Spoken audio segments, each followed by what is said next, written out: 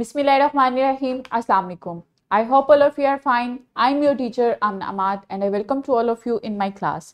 My dear students, as you know, we are reading about chapter 6 that is about chemical bonds. किस तरह से atoms जो हैं वो दूसरे एटम्स के साथ बॉन्डिंग करते हैं बाय लूजिंग और गेनिंग इलेक्ट्रॉन्स. आज जो हम लेक्चर पढ़ने जा रहे हैं that is lecture 2 about ions. Last lecture में हमने पढ़ा कि जो एटम्स की वैलेंसी होती है वो क्या होती है, किस तरह से एटम्स की कंबाइनिंग कैपेसिटी कितनी कितनी होती है, किस बेस पे होती है, किस तरह से उनके आउटर मोस्ट शेल में जो इलेक्ट्रॉन्स होते हैं एटम उनको लूज करते हैं और गेन करते हैं और डिफरेंट एटम्स के साथ कंबाइन करते हैं. आज हम देखेंगे कि जो एटम्स हैं जब वो लूज करते हैं इलेक्ट्रॉन्स या फिर गेन करते हैं तो उन पे जो चार्ज आता है वो उनको किस तरह से आयंस में चेंज करता है और आयंस की फॉर्मेशन जो होती है वो किस तरह से होती है. SLO देख लेते हैं. Define valency and explain the formation of ions. आज जो हमारा मेन कंसर्न है that is formation of ions. Formation किस तरह से होती है आयंस की by the losing and gaining of electrons. Activity कर लेते हैं. What is the valency of sodium and chlorine.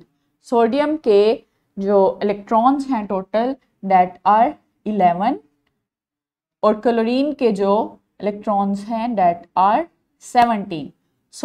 मुझे जल्दी से बताएं कि सोडियम, इनके पहले एटॉमिक स्ट्रक्चर ड्रॉ करें और फिर मुझे जल्दी से बताएं कि इनकी वैलेंसीज क्या होंगी. I hope all of you have done. Sodium में जो आउटर मोस्ट शेल है उसमें कितने इलेक्ट्रॉन्स आए दैट आर 1. सोडियम की जो कंबाइनिंग कैपेसिटी है वो क्या है 1. तो ये उसकी वैलेंसी होगी. क्लोरीन का एटॉमिक स्ट्रक्चर आपने ड्रॉ किया तो उसके आउटर मोस्ट शेल में कितने इलेक्ट्रॉन्स आए दैट आर 7. तो क्लोरीन को एक इलेक्ट्रॉन की जरूरत है अपने आप को स्टेबल करने के लिए. तो ये क्या होगी, ये उसकी वैलेंसी होगी. अब हम देखते हैं कि जब कोई एटम इलेक्ट्रॉन को लूज करता है या फिर गेन करता है तो उस पे जो चार्ज आता है वो चार्ज जो है वो आयन कहलाता है. और इसकी फॉर्मेशन किस तरह से होती है, किस बेस पे कोई एटम पॉजिटिव चार्ज गेन करता है या फिर नेगेटिव चार्ज गेन करता है. ये है उनका स्ट्रक्चर, किस तरह से जो सोडियम है वो अपना एक इलेक्ट्रॉन क्लोरीन को दे देता है और ये उनका एक कंबाइनिंग स्ट्रक्चर बनता है. दोनों की जो वैलेंसीज हैं वो क्या हैं 1, क्योंकि दोनों की कंबाइनिंग कैपेसिटी 1 है. प्री रीडिंग क्वेश्चन है what is the relation between valency and ions. हम देखते हैं कि जो वैलेंसीज हैं वो किस तरह से रिलेट करती हैं विद आयंस. चूंकि वैलेंसीज में हमने देखा कि जो किसी एटम की कंबाइनिंग कैपेसिटी है वो बेस करती है उनके आउटर मोस्ट शेल में कितने इलेक्ट्रॉन्स हैं. वो उसको इलेक्ट्रॉन्स अपने आप को स्टेबल करने के लिए चाहिए होंगे या फिर उसको लूज करना होगा. तो जो ये इलेक्ट्रॉन को लूज और गेनिंग है अपने आप को स्टेबल करने के लिए फ्रॉम आउटर मोस्ट शेल वही उसकी कंबाइनिंग कैपेसिटी है. और उसको लूज और गेन करने से जब उस पर कोई चार्ज आता है, क्योंकि प्रोटॉन की तादाद या तो कम हो जाती है इलेक्ट्रॉन से या फिर ज्यादा हो जाती है, तो क्या होता है उस पर चार्ज आ जाता है और वो जो चार्ज है वो उसको आयन बनाता है. उस चार्ज की वजह से ही हम उसको आयन कहते हैं. तो आयन जो है या तो पॉजिटिव होता है या फिर नेगेटिव होता है. तो दोनों वैलेंसीज और आयन जो है वो आपस में रिलेट करती हैं. आयंस क्या है, when an atom receives or gives up electrons it becomes an ion. जब भी कोई एटम जो है वो इलेक्ट्रॉन को लूज करे या फिर उसको गेन करे तो उस पे एक चार्ज आ जाता है जो कि क्या है, जो उसको क्या बनाता है आयन. लाइक एक न्यूट्रल एटम जो है वो अपनी जो जब भी मतलब उसमें जो टोटल इलेक्ट्रॉन्स हों, जो उसकी आम हालत होती है वो क्या होती है, न्यूट्रल होती है। क्यों? क्योंकि उसमें जो प्रोटॉन्स हैं उनकी तादाद और जो इलेक्ट्रॉन्स हैं उनकी तादाद क्या होती है, सेम होती है। तो जब एटम जो है वो इलेक्ट्रॉन को लूज करता है तो क्या होता है, प्रोटॉन की तादाद ज्यादा हो जाती है और इलेक्ट्रॉन की तादाद कम हो जाती है। तो एटम पे जो प्रोटॉन पे पॉजिटिव चार्ज होता है ना और इलेक्ट्रॉन पे नेगेटिव चार्ज होता है, तो जब एटम लूज करता है इलेक्ट्रॉन्स तो क्या होता है, पॉजिटिव चार्ज जो होता है बढ़ जाता है और नेगेटिव चार्ज होता है वो कम हो जाता है। तो उसकी वजह से एटम पे पॉजिटिव चार्ज आ जाता है, एटम पॉजिटिवली चार्ज हो जाता है। तो उस एटम की उस हालत को हम कहते हैं कैटाइंस। दो तरह के आयंस होते हैं, एक कैटाइंस और एक एनाइंस। सो जब एटम इलेक्ट्रॉन को लूज करता है तो उसमें पॉजिटिव चार्ज जो है वो बढ़ जाता है, क्योंकि इलेक्ट्रॉन की तादाद प्रोटॉन की तादाद से कम हो जाती है। तो उस एटम पे पॉजिटिव चार्ज आ जाता है, तो उसकी उस हालत को कहते हैं cations. So these are some examples. Sodium जो है वो एक इलेक्ट्रॉन लूज करता है तो उस पे +1 का चार्ज आ जाता है और दैट इज कैटाइंस। इसके बाद है पोटेशियम। पोटेशियम भी एक इलेक्ट्रॉन लूज करता है तो उस पे +1 का चार्ज आ जाता है। कैल्शियम जो है वो 2 इलेक्ट्रॉन लूज करता है तो उस पे +2 का चार्ज आ जाता है। तो ये तीनों जो हैं वो किसकी एग्जांपल्स हैं, कैटाइंस की। सो ये पॉजिटिवली चार्ज आयंस हैं तो इनको हम कैटाइंस कहते हैं। मेटल्स जो हैं पीरियोडिक टेबल में जितनी भी मेटल्स हैं वो क्या हैं, दे आर कैटाइंस, क्योंकि ये इन पे पॉजिटिव चार्ज आता है, ये अपने आप को स्टेबल करने के लिए आउटर मोस्ट शेल से इलेक्ट्रॉन को लूज करती हैं। तो ये क्या बनती हैं, ये कैटाइंस बनती हैं, पॉजिटिवली चार्ज आयंस बनती हैं। So next is anions. जब एटम अपनी न्यूट्रल हालत में होता है, मतलब कि उसमें प्रोटॉन्स और इलेक्ट्रॉन्स की तादाद सेम होती है, तो उस पे कोई चार्ज नहीं होता, 0 चार्ज होता है उस पे। जब उसको अपने आप को स्टेबल करवाने के लिए, उसके आउटर मोस्ट शेल को स्टेबल करवाने के लिए इलेक्ट्रॉन की जरूरत होती है और वो इलेक्ट्रॉन गेन करता है, तो क्या होता है, इलेक्ट्रॉन की तादाद बढ़ जाती है और प्रोटॉन की तादाद कम हो जाती है। मतलब पॉजिटिव चार्ज जो है वो कम हो जाता है और नेगेटिव चार्ज जो है वो ज्यादा हो जाता है। तो उस एटम पे कौन सा चार्ज आ जाता है, दैट इज नेगेटिव चार्ज। क्योंकि उसने इलेक्ट्रॉन गेन किया तो इलेक्ट्रॉन्स पे कौन सा चार्ज होता है, नेगेटिव। तो इलेक्ट्रॉन की तादाद उस एटम में बढ़ जाती है और प्रोटॉन की तादाद कम हो जाती है, तो उस एटम पे नेगेटिव चार्ज आ जाता है। तो उसकी उस हालत को कहते हैं anions, negative charged ions. So here are some examples. Anions जो हैं वो चेंज होके आइड में चेंज हो जाते हैं। लाइक क्लोरीन जो है वो एक एनाइन है, वो एक इलेक्ट्रॉन गेन करता है और उस पे -1 का चार्ज आ जाता है। तो ये एनाइन जो है वो चेंज हो जाएगा किसमें, आइड में, दैट इज क्लोराइड आयन। जबकि कैटाइन है, जो कैटाइन्स होते हैं उनका नेम सेम रहता है। जैसे सोडियम आयन है तो सोडियम न्यूट्रल हालत में भी उसका सोडियम ही नेम है, जब वो आयन की हालत में जाएगा तो तब भी उसका नेम जो है सोडियम ही रहेगा। लेकिन जो एनाइन्स हैं उनके आगे आइड लग जाता है, तो वो एनाइन जब बनते हैं, जब आयंस बनते हैं, फॉर एग्जांपल क्लोरीन है, तो क्लोरीन जो है जब एक इलेक्ट्रॉन गेन करता है अपने आप को स्टेबल करने के लिए, तो उसका जो नेम है वो चेंज हो जाता है टू क्लोराइड आयंस। सो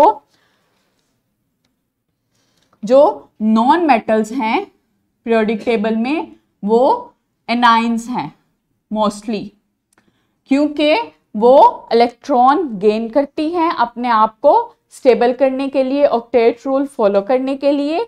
तो ये जो जितनी भी नॉन मेटल्स हैं दे आर एनाइंस। सो ये एक एक्टिविटी है किस तरह से जो एनाइंस और कैटाइंस हैं वो बनते हैं। एक सोडियम एटम है वो अनस्टेबल है क्योंकि उसके आउटर मोस्ट शेल में एक इलेक्ट्रॉन, सिर्फ एक इलेक्ट्रॉन है जो उसको स्टेबल नहीं रहने दे रहा। वो कह रहा है जस्ट टेक इट प्लीज, क्योंकि वो अनस्टेबल हालत में है। तो जो क्लोरीन एटम है उसके आउटर मोस्ट शेल में 7 इलेक्ट्रॉन है जो उसको अनस्टेबल बना रहे हैं। तो वो क्या कह रहा है उसको जवाब में, don't mind if I do, अगर मैं इसको टेक कर लेता हूं और अपने आप को स्टेबल कर लेता हूं, प्लीज डोंट माइंड। तो वो उस इलेक्ट्रॉन को ले रहा है और अपने आप को स्टेबल कर रहा है। तो इस तरह से जो हमारे पास मॉलिक्यूल बनता है, जो कंपाउंड बनता है, that is sodium chloride. So sodium जब अपना इलेक्ट्रॉन लूज करता है तो उस पर +1 का चार्ज आ जाता है, और जब क्लोरीन उस इलेक्ट्रॉन को लेता है तो उस पर -1 का चार्ज आ जाता है। लाइक नंबर ऑफ इलेक्ट्रॉन्स 11 है सोडियम में, तो उसके आउटर मोस्ट शेल में सिर्फ एक इलेक्ट्रॉन है, वो उस इलेक्ट्रॉन को लूज कर देगा क्योंकि क्लोरीन को एक इलेक्ट्रॉन की जरूरत है, उसके आउटर मोस्ट शेल में 7 इलेक्ट्रॉन्स हैं। तो क्या होगा, इनकी स्टेबल हालत क्या होगी, सोडियम जो है अपना इलेक्ट्रॉन उसको दे देगी और क्लोरीन के आउटर मोस्ट शेल में 8 इलेक्ट्रॉन्स हो जाएंगे, उसके जो नंबर ऑफ शेल्स होंगे वो 3 हो जाएंगे और सोडियम के नंबर ऑफ शेल्स 2 हो जाएंगे और वो अपनी स्टेबल हालत में आ जाएंगे। तो इस तरह से डिफरेंट आयंस बनते हैं। ये उनकी आयनिक स्टेट है जिसमें सोडियम जो है वो केटाइंस है और जो क्लोरीन है वो क्या है, एनाइन है। सो इस तरह से आयंस की फॉर्मेशन होती है बाय लूजिंग और गेनिंग इलेक्ट्रॉन्स।